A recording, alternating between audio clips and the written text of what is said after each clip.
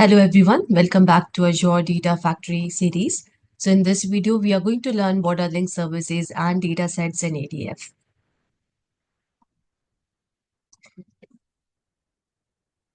So what are link services in ADF?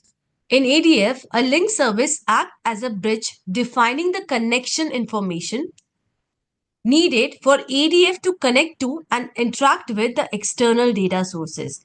Now, what does that mean? So it simply means when you create the ADF pipeline, you need to connect to the different data sources, right? In order to fetch the data, then in order to transform the data, etc. So these data sources, as discussed previously, can be anything. It can be S3, it can be ADLS, it can be SQL Server, etc. Yeah. So in order to make a connection to these different sources, ADF uses link services.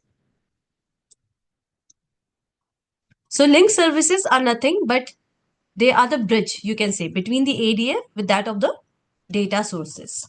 Okay, I hope this is clear. Now we'll see that what exactly is the data set. A data set in Azure Data Factory defines schema and location of the data. What does that mean? So see, when we connect to the data source might have a lot of data, right? And we do not need the whole data. Rather, maybe we just want, let's say, one file. So data set basically defines this one piece of data, that one file. So with the help of data set, we define two things. Okay. So first thing that we are going to define is the format of the data. So if I talk about this file, so let's say, what is the format of this file? Is it in the CSV format? Is it in the Parquet format, etc.? And the second thing is the location of this file in the data source. Okay. So with the help of data set, we define these two things. So with the help of link service, we simply connect to the data source. And with the help of data set, we define the location and the format of the data that we are trying to fetch from the data source. So if you have not understood it, that's okay. Let's understand what are link services and data sets with the help of an analogy. Let's say you want to get something from the fridge. So what you're going to do is you'll go to the kitchen, and then maybe you'll take the keys in case if the fridge is locked, and then you'll open the fridge with the help of the keys.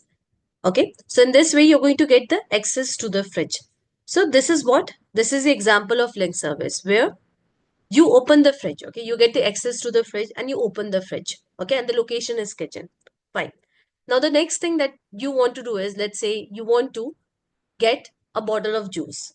Now, in this fridge, we have a lot of things. If you see, we have a bottle of juice, then we have the box of pizza, then we have a bowl of salad.